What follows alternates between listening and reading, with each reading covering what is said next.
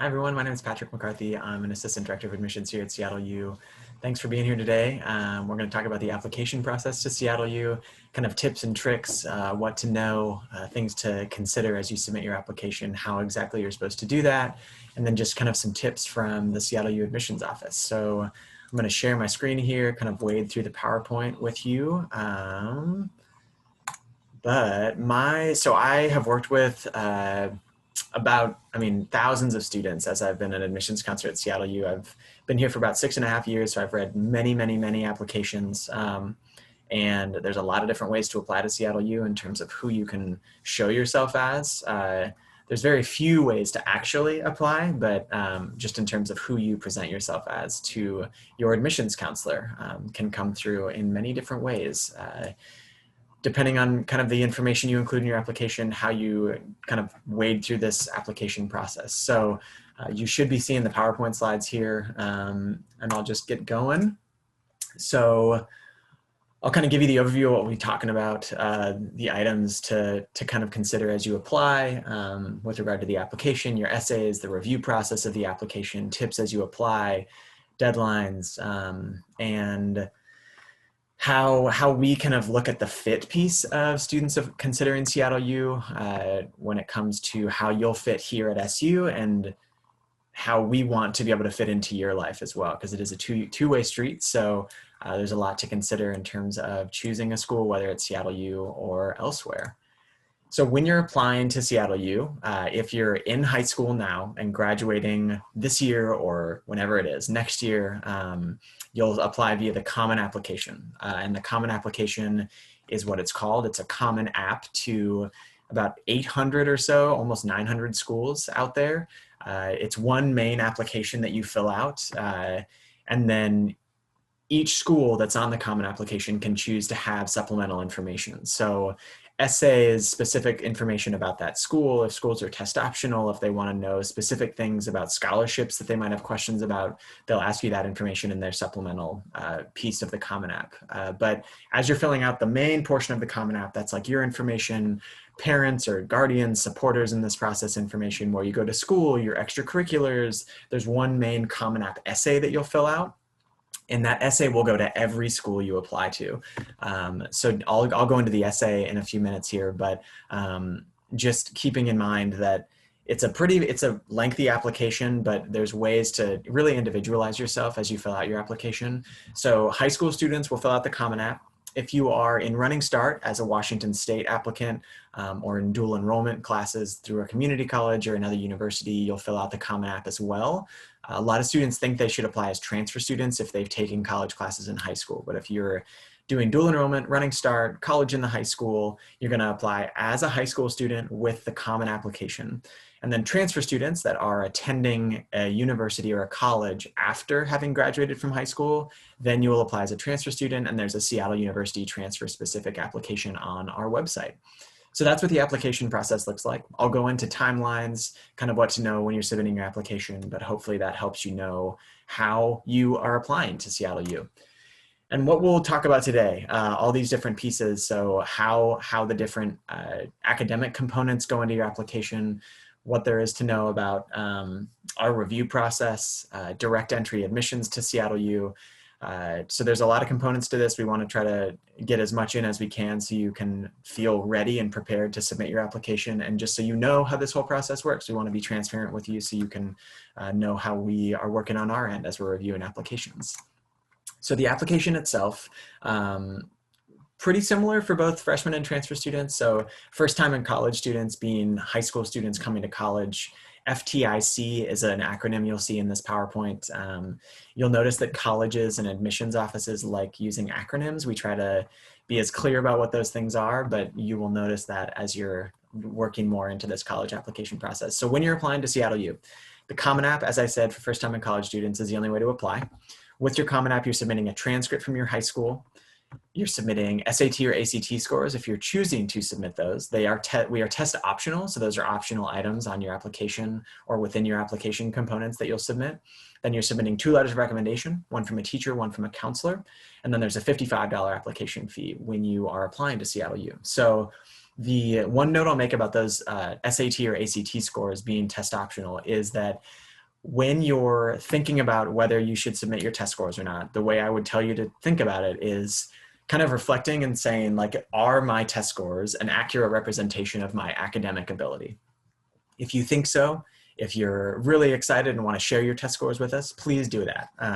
Don't shy away from doing that at all. But we also want you to know that if you don't feel that they're an accurate representation of your academic ability, you can choose to not submit them. And it's the same consideration process. You won't be looked at as a more competitive applicant if you apply with test scores. You won't be at a disadvantage if you apply without test scores or with test scores. It's really just like an additional component that we'll take into reviewing your application. And then if you're applying as a transfer student, you are submitting the SU, the Seattle U specific transfer application, which you can find on our website. You're submitting college transcripts. There's prerequisites for every program. So nursing generally is our most competitive program for both transfer students and freshmen, but that's a good example because there are very specific prerequisites you need to fulfill to be considered or admitted to the nursing program as a transfer student. But for the College of Science and Engineering, for business, most of our transfer students are coming in what we call major ready. So they're applying to Seattle U with the ability to just kind of glide into the major that they want to study. So that's why those prerequisites are important to know about.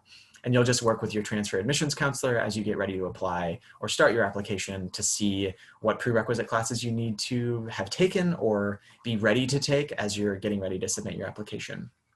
Proof of English proficiency is on the list for both first-time and college students and transfer students, but that's really only applicable if English is not your first or native language, or if you've attended school outside of the US. So that's really the only time we would ask for English proficiency, or if you're taking English as a second language classes in high school. But I wouldn't worry about that. If you have specific questions about it, please go ahead and ask your admissions counselor. And then there's another $55 application fee for transfer students. So those are the components to the application. The recommendation letters for first-time and college students, I'll note, are required, though if you've made connections with folks, mentors, employers, your boss, if it's like a youth group leader or a Boy Scout or Girl Scout leader, you can have those people submit recommendation letters too, but the teacher and the counselor recs are the only two required recommendation letters. So if you want to submit additional recommendations, you certainly can, but you do not need to feel like you need to send like 7 or 8 recommendation letters. The 2 will usually give us a pretty good scope of who you are outside of your application, okay?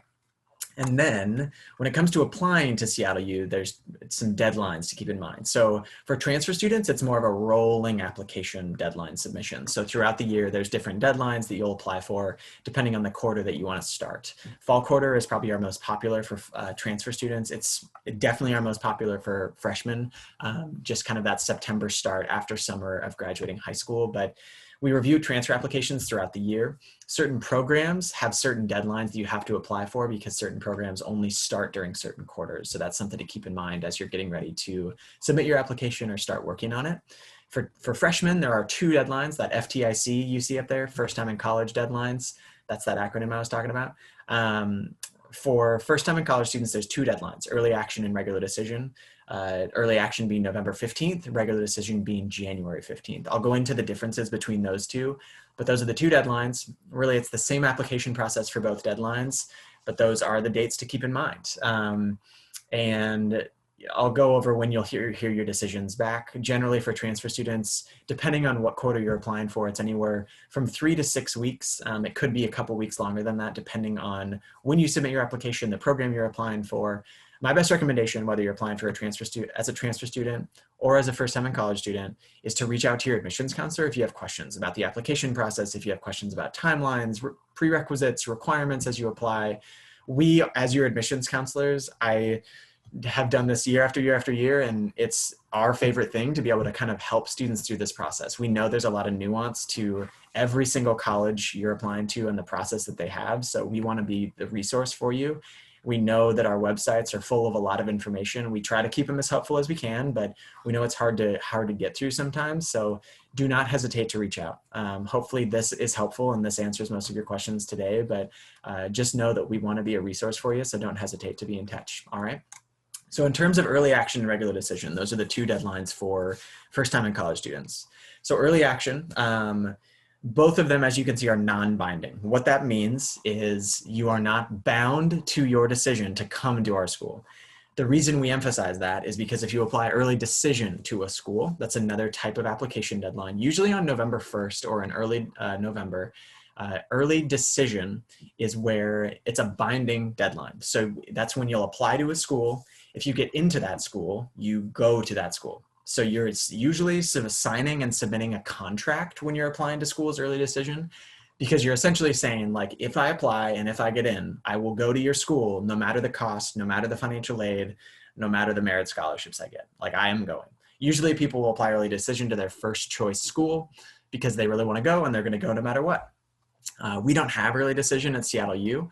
You can apply to as many schools as you want to early action. You can only apply to one school early decision. If you wanted to apply to Seattle U early decision because we're your first choice school and that's the way you wanted to go, to just show us how stoked you were to be at SU, just shoot your admissions counselor an email. You can email me, you can call us and just say, like, hey, I want to apply early decision. If I could, I would. That's how bad I want to go to SU. And that's great for us to know about. We look at demonstrated interest as a factor in reading applications. And what that means is, like, we want to know you're interested. We want to know you want to be at Seattle U. So that's what that non-binding piece means for both early action and regular decision. When you're applying early action, you're applying early. So you're ready to go early. In terms of kind of the spread of your senior year. So November 15th, is the early action deadline. Generally, you need to have things postmarked or requested to be submitted before that deadline. We don't have to necessarily receive everything by the November 15th deadline, but if you're able to make that happen, that helps our process much more. And that won't mean that you and I have to go, like, frantically back and forth after the deadline to make sure you've got everything submitted to hear your decision earlier. And that's that next bullet point, is you'll receive your admissions decision earlier in the overall admissions cycle through your senior year. So if you apply early action, you'll hear your admission decision by usually Christmas, but like late December. So you'll hear much earlier than regular decision applicants. And no matter when you apply, regular decision or early action, as it notes there, you need to tell us if you're coming to Seattle U or not by May 1st. And that coming to Seattle U or not is an important piece. We always want to know if students are not coming to Seattle U, just so that we can know who all is out there and where you're going. If you're not coming to Seattle U, it's a bummer for us and for you, but it's okay, because that's why there's thousands of colleges that exist. That's what this whole process is about, telling you how this works, telling you about our schools, to hopefully get you to join us, but we know that you might not come here. So that's how the early action piece works. Regular decision, also non-binding. The date is January 15th for that regular decision date, and you'll usually hear your admission decision by like early March. The 7th semester grades note there is an important one, particularly for students that are kind of on an upward trend if they started a little rougher grade-wise in high school and you're working your way up. Your grades have been really solid, maybe junior year into senior year, they're looking really good. If you apply early action, we will not see your senior year grades because you're applying so early that your high school cannot send us your grades. Some schools will send us like a mid-semester report that'll show like your current work in progress and the grades you've gotten in those courses, though that's not your final grade for that semester. But if you apply regular decision, we will see the first half of senior year, which can be really beneficial for a lot of people. It can mean that your GPA might bump up. If you wait to apply regular decision, it could also give you more time to take a test, SAT or ACT test, if you wanted to apply with test scores. So that's one additional thing to consider. I would say more often than not, students that are applying early action are a little bit more competitive academically. And our middle 50%, just to give you a scope of where we're at for GPAs, which is like our average of students that apply and are admitted, is about a 3.4 to 3.9. So students that are usually applying early action, I would say, are in like the upper half of that. So probably like a 3.5, 3.6 or higher that are applying early action, a little bit more competitive academically.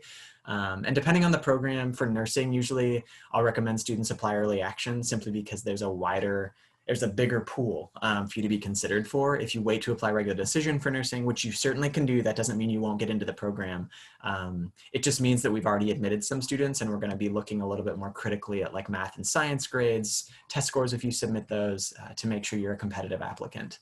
So that's what early action versus regular decision means. Hopefully that helps for students in terms of like, when should I apply? But as I mentioned earlier, it's the same application process. It's the same review process no matter when you apply. The one difference is that we will see senior year grades if you apply regular decision, but you're still submitting the Common App. We're still reviewing applications the same way. You're considered for the same scholarships, for the same majors, same everything, okay? So it's the same exact process. It's just a different timeline in terms of how early you're applying, how early you're hearing your decision, or it'll be a little later if you wait to apply regular. And then the next piece here is just our overall review process. So those words holistic review, as we call them, you'll hear at a lot of schools. Some schools are truer to those words than others. We try to be as true to holistic review as we can, which means we look at the whole picture. And it's kind of it's a piece of the Seattle U experience, I would say, like holistic education of, we want you to educate yourself in every way that you can while you're on campus, like your mind, your body, your spirit. And it's a big kind of Jesuit tradition piece of being a Jesuit Catholic school. So we want to make sure that we're looking at the whole student when you're applying. So all of the pieces on this, the kind of the magical circle of the holistic review, there's no magic to it at all. This is how it works though. So like we look at everything. Your academics are the most important, and I'll go over kind of the what's more important than other things. Your academics are the most important thing. Like you are coming to Seattle U to continue your time as a student and in academia. So we want to make sure you're prepared to do really well in the classroom, to find your groove, and to hopefully do better than you did in high school.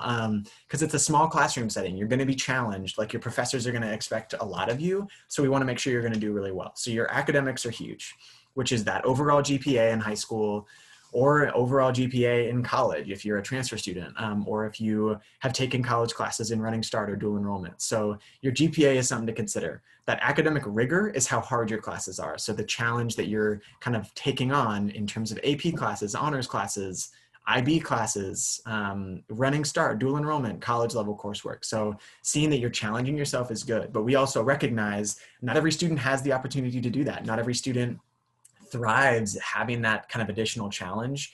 And it's great to see students doing really well in kind of that more traditional curriculum without a lot of really, really hard classes. As someone who took AP classes in high school and really struggled, I feel you. So if you're not doing really well in your AP classes, or if you haven't sought them all out, that's okay. Like we know that there's different processes that students go through and different backgrounds that students have. Depending on your high school, you may not have the option to take as many AP classes as other people. So we're going to see your high school profile. We're going to see the options you have. Many of our admissions counselors have been doing this for a long time. So we get to know the schools we work with pretty well. So we know exactly what you're able to take. We know the classes you're taking. And if you want to provide context, please do that. You can schedule a one-on-one appointment with your admissions counselor. You can provide additional information in the Common App. There's a specific section for additional information, whether it's that you have a learning difference or that you couldn't take as many AP classes as you wanted to because you are working a job to support your family and you couldn't take on the extra work. So just know that like there's ways for you to tell us those things and to add to your story. It's just about you doing it because we won't know if you don't tell us, all right? But the academics are big. Grade trend, as you see up there, is kind of that story of like what your grades have been like throughout high school. If you've been on an upward trend, that's great. If you have not, and it's been pretty steady throughout, that's okay too, as long as it's like relatively in that middle 50% and steady, 3.4 to 3.9 again. If it's been a downward trend, like not awesome, not great to see, but sometimes there's reasons for that. And that's when you should reach out to us, touch base, let us know what's going on. Because like I said, if you don't tell us, we are not gonna know. And the other piece to note, as it says there, test scores, letters of recommendation, leadership, activities, not required for transfer students. But this is kind of what we look at. I mean, we read everything. We read every single essay. We read every single recommendation letter. We will see who you are, why you would be a good person to join us at Seattle U, why we think we would be a good fit for you. That all goes into this. So that's kind of how the holistic review process works. We want to know everything about you. And we know that you're human beings. We know that you're more than numbers on a transcript or grades on a transcript or numbers at a SAT or ACT test. So we know there's more to you than just the grades and the numbers, and we want to see who that person is. We want to really get to know you through this process. So in terms of the more important and the less important, but it's not less important, it's just not as important as the most important pieces. It's really just the academics versus the other pieces. The recommendation letters there being there, positive recommendations. Very rarely do we get negative recommendation letters, but I've read a couple in my time that are not glowing recommendations where it kind of raises a red flag because the teacher tells us the true story of the student in the classroom and that was not revealed in the essay or the counselor letter recommendation kind of thing. So that's important to know also, but it's up to you as the student to seek out those teachers that you've created good relationships with, that you've done really well in your classroom, to demonstrate who you're going to be at Seattle U. Because it is kind of a red flag to see that you might not commit yourself in the classroom, or that you might be a distraction, or whatever it might be. So you finding those teachers, those professors, those people that can show us, can kind of paint us that additional picture of who you are, is really helpful. That mission fit and demonstrated interest, which I mentioned earlier, demonstrated interest being how interested you are in Seattle U, that you really want to be at Seattle U. I read one essay one time where the student did not say they wanted to be at Seattle U, and in fact, they wanted the opposite. And they said their parents were making them apply, and that student did not get into Seattle U because we knew that they were not going to come. And if they did come, they would not enjoy it. So we read every single essay. We will read everything you write. If you're like playing games and you insert a sentence that is kind of testing if we're reading your essay or not, chances are we are going to be reading it. So that's that fit piece and that interest piece. So we want to know you want to be here. But who you are, your extracurriculars are important, but you don't have to fill that extracurricular list. That personal characteristics piece is important in terms of extracurriculars and who you are as a person, but we want to know you're going to do well. We want to know you're going to fit well at Seattle U. And that's kind of ties into this next piece of your essays and telling us who you are. So the personal statement and the writing supplement. The writing supplement being those Seattle U specific essays. The personal statement is that more general Common App essay. There's 6 or 7, I believe, Common App prompts that you're able to choose from.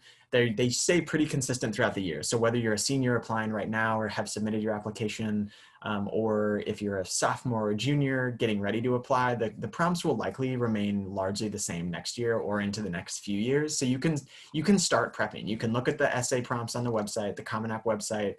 I believe they're also on the Seattle U website. You can look at those prompts though yourself and prep. You can start the process now, even if you're not applying this year. But we want to get to know you. I think that's the most important piece. And the essay is my favorite part of the application. I think it's the thing where you get the most freedom to just tell us who you are and demonstrate why you're a good fit at Seattle U. And it's the one like literal blank piece of the application where you can do with it whatever you want. There's nothing that you have to like fill in a blank here, fill in a blank there, tell us who your parents are, tell us your extracurriculars, what classes you're taking. It's literally like you answer the prompt, and do make sure you're addressing the prompt, because that happens all the time that people are not addressing the prompt. Address the prompt, but like dive into who you are. And I say this every time I talk about the essay, and I think it might sound like cliche and kind of cheesy, but like you all are individuals applying to Seattle U, and like you are the individuals you are because of the individual moments that have happened in your life, the choices you've made, the things you have not made choices about but have happened in your life that have made you go this way instead of this way. And that is important. And like we want to know those things. And people always say like, what's a really common essay topic? And like, what should I not write about? And truly, I don't think there's anything that's off limits as long as you're making it about you. Like making it a story about your experience, how that experience has made you the person you are, and how that what kind of impact it's had on you, and how it's going to lead to you being the person you are at Seattle U. So just like honing in on you and who you are and why you're the person you are. The common essays we hear about, I mean, like retreats, church retreats, just like religiously affiliated retreats in some way, shape, or form are pretty common. Mission trips, service projects that people have done. Sports injuries are very common. Writing about family members or friends or people in your life that have made an impact on you and not focusing on yourself enough is pretty common. Like it'll be all about that other person, but it won't be like who that other person is, what the impact they've had on you is, and why you're the person you are because of that person. It's just like, here's my grandma and that's who she is and I love her. But there's like no reflection and no kind of end to it of like how it impacts the student. So working on your essay though, really dedicating the time you need to it, making sure that it is written well, that the grammar is how it should be, that there's punctuation where it needs to be. And like as basic as that sounds, we get essays every year that could have used some work, and that it's clear that like you did it at the last minute, which like, to be honest, is not going to be the thing that's going to make or break your application. But if it's bad enough, like we're going to notice it, and it might raise some concerns because we want to make sure you can write at a college level when you get to Seattle U. And that's part of the analyzation we're doing of these essays. So With the writing supplement though, I think the big difference is how you can demonstrate that fit piece of being at Seattle U. And why Seattle U is a good fit for you, why we're a good fit for you, and why you're a good fit for us, because we want to make sure you're going to add to the Seattle U community and make it a better place than it was before you got here. And making sure it's focused on the topic. I have read a number of supplemental essays where people literally copy and paste their main Common App essay and put it into the SU supplement.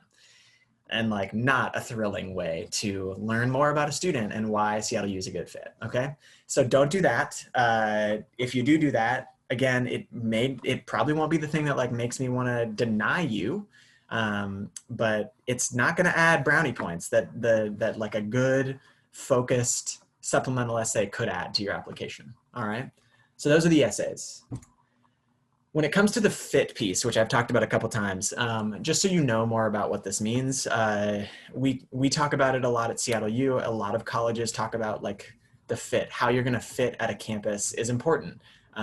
Whether you're going to that campus for a tour or taking a virtual tour or talking to a current student on the phone, or we have a new aerial tour on our YouTube channel for you to watch just to be able to see campus because we're not offering tours right now. So how you fit at a school though is important, and the things to factor in. So like Seattle U, and I'll use Seattle U as the example here when it comes to fit. We're a very urban school, as you can see behind me. So like this is much of Seattle U's campus that you're seeing here with the brick buildings and the green space. We're in the middle of the city. We're a 15-minute walk from downtown Seattle. We're in the most densely populated neighborhood in the city. So it's a really unique setting, and we're a very defined college campus in the middle of the city. So you're not like crossing city streets to get to and from class, but you are smack dab in the middle of Seattle as a student at Seattle U. And that's something to consider. Like if you don't want to be in an urban setting for school and you want to be in a college town and in the middle of nowhere in a really rural setting where you can kind of get away from everything and focus on your studies. You can focus on your studies at Seattle U, but it's not rural at all. It's not kind of by itself in a college town at all. So that's a fit piece, is our location. The size of Seattle U, we're a smaller school. We're a smaller, kind of smaller to mid-sized private school. We have 4,500 undergraduates. Our average class size is 18. Classes don't usually get bigger than 35 students or 40 students, and that's as big as they get. So that's something to think about. You're not going to be in a lecture hall with 400 people. Like you're not just going to be another face or a number in a classroom. You're going to be interacting with professors. They're going to call on you whether you like it or not. It's a pretty tight-knit community at Seattle U. So you're going to get to know people in your residence halls and your classes. The piece I'll note about size too is even though we're a smaller school, we have Division I sports. But with that Division I sports piece, it's not the same environment as like a large Division I public school, like the University of Texas or University of Washington, Washington State University, those huge schools where there's 40,000 people or 100,000 people in a football stadium on a Saturday. We don't have football, so that's one piece that you're going to have to think about. But like we have hundreds, thousands of people that will go to our games if they're pretty well attended games, but it's a very different atmosphere. And I would say school spirit at Seattle U is different than school spirit at a large public D1 sports school, because like students certainly rally around our sports teams. They watch the basketball games, they cheer on the volleyball team, they will go and watch soccer or baseball or softball, whatever sports they can go and cheer on, they will.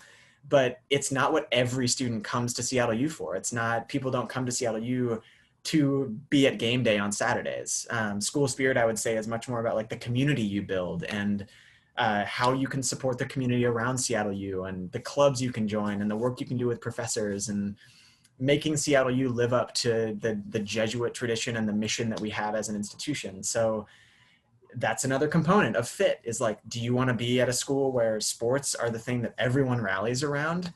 Like that's out there, but it's not at Seattle U, I would say. I mean, that is a component, but not the biggest thing. So that's what we mean with fit: size, location, what the average student is like, where students come from. We have students from all over the world. 12% of our students are international students. About 65% of our students, probably 60% of our students come from out of state. Most of our students live on campus. We don't have a commuter campus. About 90% of students live on campus their first 2 years. So there's people around all the time. It's a smaller, tight-knit community with a traditional college campus in the middle of the city. So thinking about all those things, like diving into the resources that you can, talking to current students, figuring out if this is the place you want to be.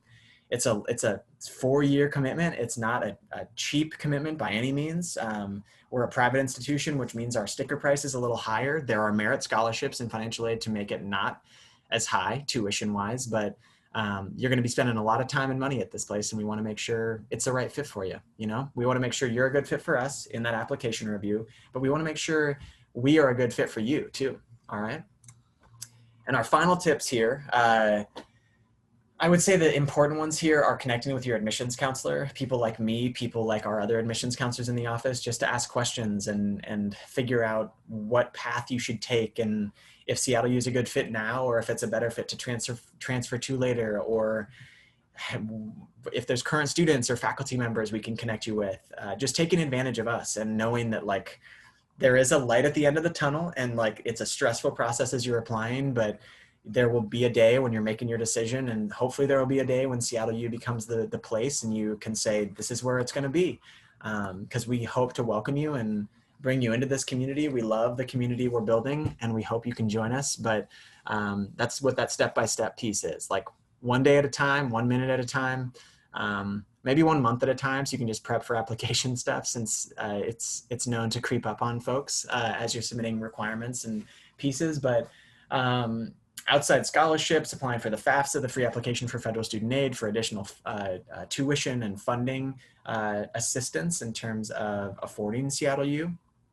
And the other one I would say is checking your email and responding to emails where necessary. We will be in touch with you via email. We might text you if we have your phone number. We might call you. We might have students call you to check in. But we, like you might email us if you have questions, we might email you if we have questions. So we might need to be in touch to tell you we have a final transcript that we're missing, or a teacher recommendation letter, or if you chose to submit your test scores and we don't have test scores on file, we're gonna need them. We wanna be in touch. Or we might just reach out to say like, hey, what can I help with? How's senior year going? And you don't have to reply to those, but like, say, hey, ask questions, don't hesitate, because we wanna know you're interested and we wanna help. So it's a big process. We're here to support you as much as we can. If you have questions, here's the general admissions contact info. Feel free to email us. You can call us. My phone number and my email is right above my shoulder here. mccarthp@seattleu.edu is my email, MCCARTHP. And my phone number is 206-296-6246. Feel free to call me, email me if you have questions. We want to help. You all have individual admissions counselors. I work with students from the kind of the Seattle area, but on the east side of Lake Washington. So like Bothell, south to Issaquah, for those of you that are familiar with the area. But we have admissions counselors that work with students from all over the country, all over the world. So if you go to our website and just type find your counselor, you can find your admissions counselor. You can shoot an email to that admissions email address there, and we will be more than happy to help. And we can connect you with your admissions counselor. So tell us, hey, say what you want to us, connect with us, and we look forward to reading your application. I hope this is helpful for you. If there's any questions, just pop them into the chat, or feel free to let me know. Email me, call me, whatever works. But thank you all for coming today. Hope this was helpful, and look forward to reading your application.